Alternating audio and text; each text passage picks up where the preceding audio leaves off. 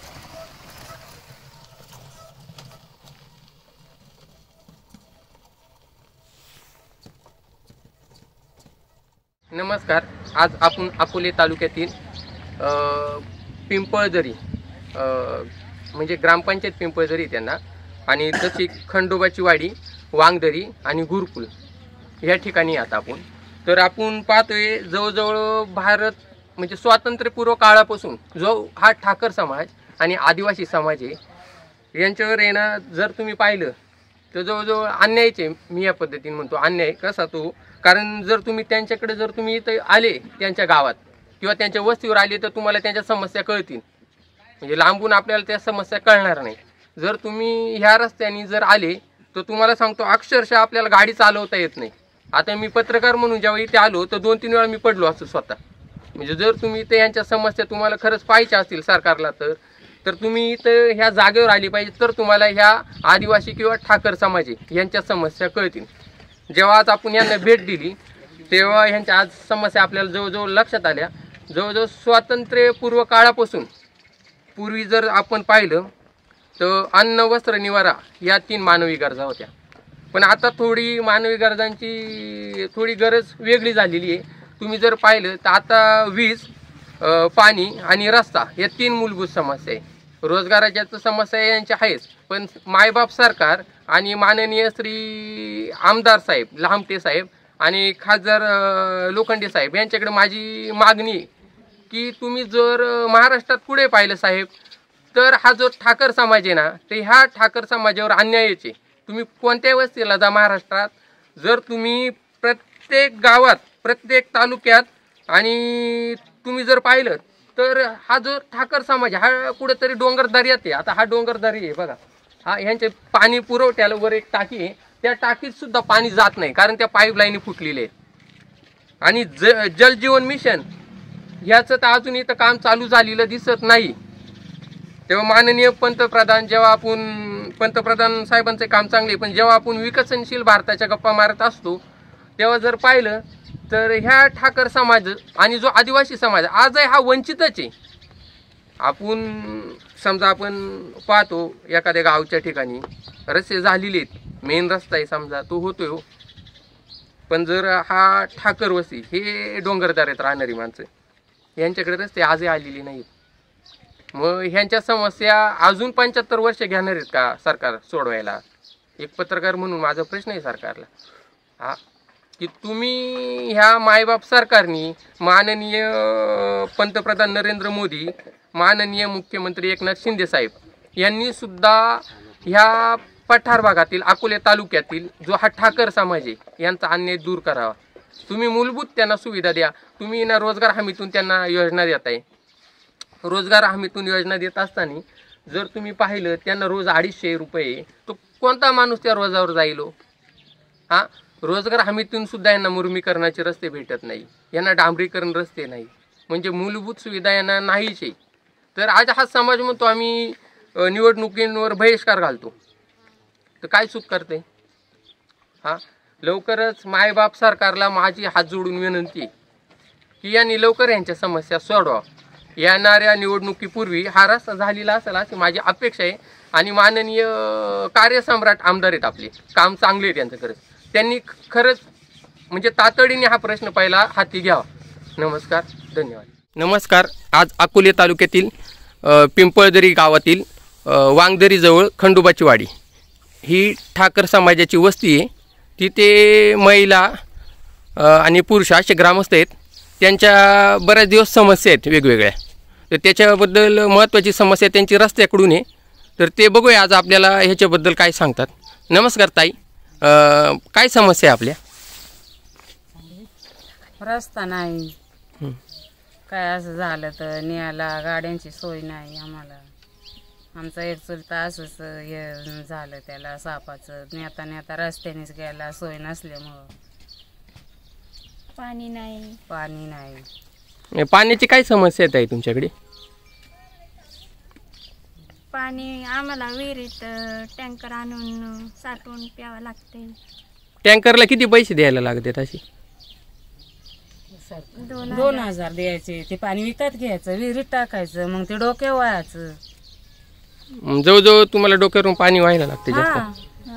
आणि रस्त्याची गैरसोय आहे आमची. असं काय झालं तर शक्यतो नेता येत नाही कुठं घाई रस्त्याने नेता असं कमी सरस होतंय. आता माचुलता असं हे होऊन नेता रस्ता नसल्यामुळं त्यांचं असं झालं. गरोदर बाया पण अशाच नेतानी काही त्रास होतच त्यांना. मग इथून एखादी म्हणजे एखादं गरोदर पेशंट असलं, एखादी बाई गरोदर असली, तिला जर अशी समस्या आली, नेता कशा काय तुम्ही तिला? जुळी करून वर. मग तुमच्या ज्या समस्या आहेत सध्या, हा जो ठाकर समाज आहे त्याच्या ज्या समस्या आहेत, तुम्ही जर पाहिलं तर जवळजवळ पूर्ण महाराष्ट्रभर ठाकर समाजाची हीच परिस्थिती. कुठे जा, कुठे जी ठाकर वस्ती त्यांच्यावर ह्याच समस्या. एक अन्न वस्त्र निवारा ती समस्या आहेच, पण त्याच्याबरोबर वीज, रस्ता आणि पाणी पुरवठा ह्या एक समस्या महत्त्वाच्या आहेत तुमच्या. मग तुमची मागणी कोणाकडे ह्या समस्या सोडवण्यासाठी? आमदार साहेबांकडे. आमदार साहेबांची सध्या कामं तर चांगली चालू आहेत, लामटे साहेबांची. मग तुमच्या काय समस्या आहेत त्यांच्याकडे? सगळीकडे चालू आहे पण आमच्यात नाही ना झाली. मग तुमचा रस्ता करण्यात यावा अशी तुमची मागणी सरकारकडे? रस्ता द्यावा, पाणी द्यावा, सगळं आमचं काही सोय नाही. चाल. नमस्कार साहेब, आपलं नाव काय? लक्ष्मण मारुती दुधवडे, मी पिंपळदरी उपसरपंच आहे.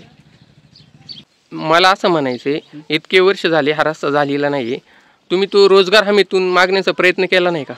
काय आलं, रोजगार हमीतून मागणी करण्याकरता ते रोजगार हमीमध्ये रोज कमी असल्यामुळं जनता काही त्या रस्त्याकडे किंवा कामावर येत नाही. काय येत नाही, काय कारण आहे त्याचे? कारण का त्यांच्याकडं तो रोजगार हमीचं मला वाटतं काहीतरी 272 रुपये रोज आहे, आणि बाहेर गावात गेले तर जवळजवळ 300 रुपये रोज आहे, 400 रुपये रोज आहे. त्याच्यामुळं काही लोक काही इकडं कामावर येते नाही.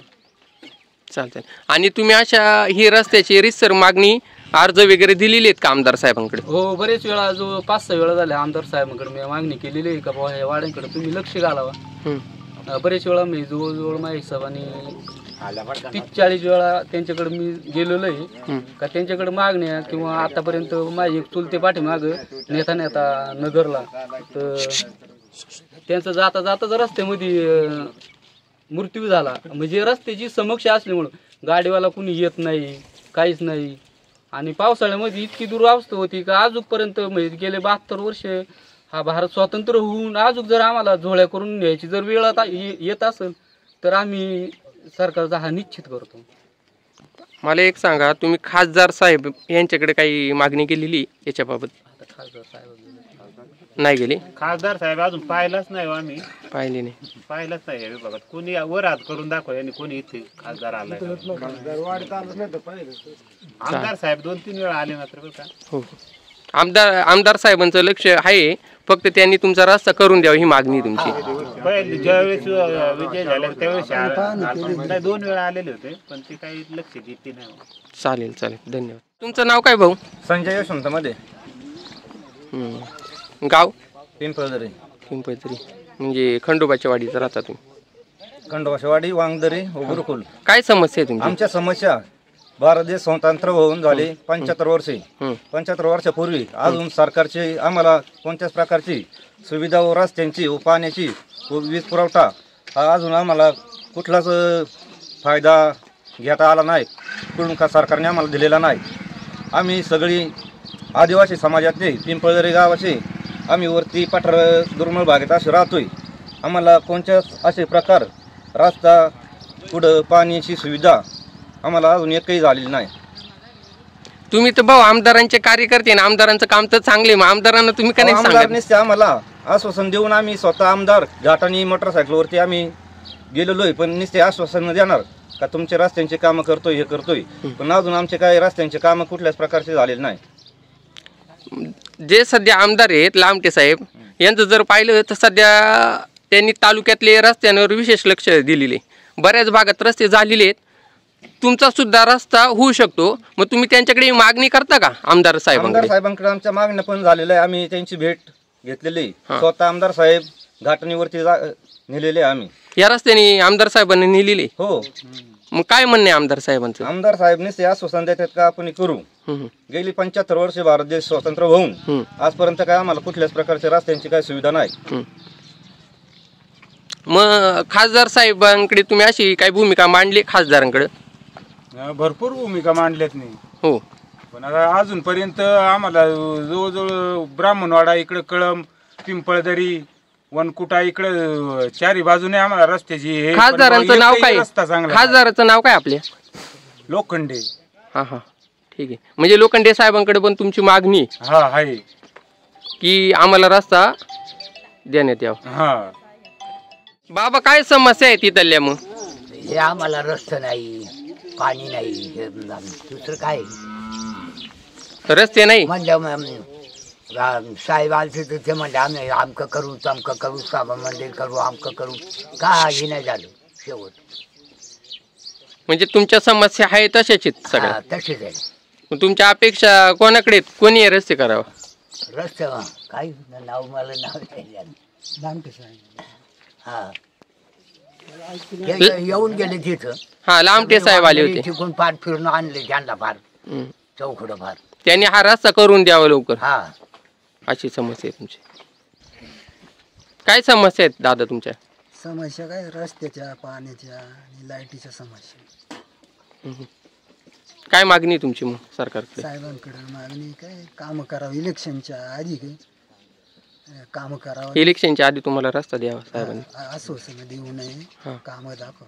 कामं दाखवा. तालुक्यामध्ये भरपूर कामं चालू आहे, पण आमच्याकडे काय वंचित ठेवले साहेबांनी, तेच आम्हाला काही कळा. काय सांगता तुम्ही दादा? नमस्कार, माझं नाव कुशाबा शंकर मेंगा.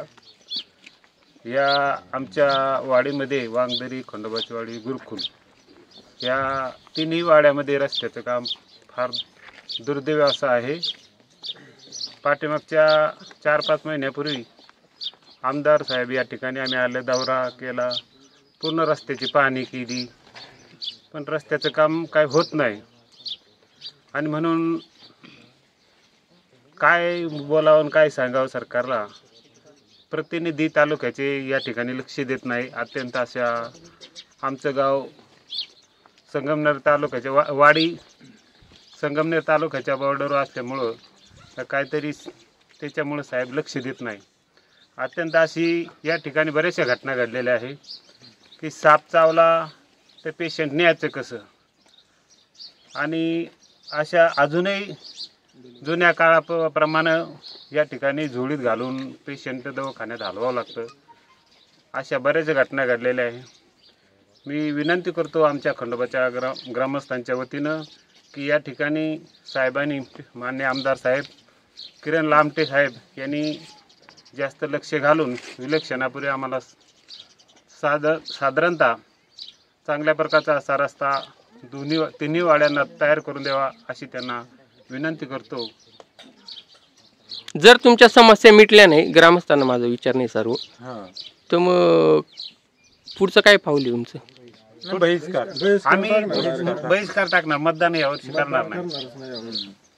मतदानावर तुमच्या ग्रामस्थांचा बहिष्कार राहणार? आमचा बहिष्कार राहणार. वांगदरी, खंडोबाची वाडी आणि गुरुकुल हे पहा सगळे ग्रामस्थ इथं, वांगदरीचे, गुरुकुलचे, आमच्या तिन्ही वाड्यांचा बहिष्कार असणार आहे. तिन्ही वाड्यांची नाव काय तुमच्या? खंडोबाची वाडी, वांगदरी आणि गुरुकुल. आणि पिंपळदरी ग्रामपंचायत तुम्हाला? हा, पिंपळदरी ग्रामपंचायत. चालेल, ठीक. वर्षी समाज ठाकर वस्ती, यांना रस्त्याची सोय नाही. पिंपळदरी ते खंडोबाची वाडीला रस्ता पाहिजे. कळंब ते खंडोबाची वाडी, वांगदरी हा मार्ग आम्हाला पाहिजे. मी माझं 77 वय चालू आहे. ह्या इथून माझ्या सरकारने ह्या वस्तीची कधीही दखल घेतलेली नाही. आतापर्यंत कोणतीच काही कामं झाली नाही. तेव्हा आता आम्हाला ह्या कामाची जरूर आहे. इथे काही लोकांना आधार कार्ड, राशन कार्ड नाही. राशन कार्ड नाही तर आधार कार्ड मिळत नाही. आधार कार्ड नाही तर कोणतीही स्कीम आम्हाला भेटत नाही. अशा परिस्थितीत आमची दुर्घटना आहे. तुमचा उदरनिर्वाह म्हणजे पोटा पाण्यासाठी तुमच्याकडे शेती वगैरे नाही म्हणता, मग काय आहे तुमच्याकडे सोय काय? आता रोजंदारीवाल्यानं तर 400 रुपये रोज मी ऐकला. 300 रुपये पण गाडीवाल्याला भाडा. चालतं. मग सरकारकडे काय मागणी आहे तुमची? जर नाही तुमच्या मागण्या पूर्ण झाल्या मग सरकारला मतदान नाही करणार? बरं, चालेल. ते काय मतदान पुरते म्हणतात, करू ते मत झाली का झालं कॅन्सल त्यांचं, गेले विसरून पडलं माग. काहीच नाही.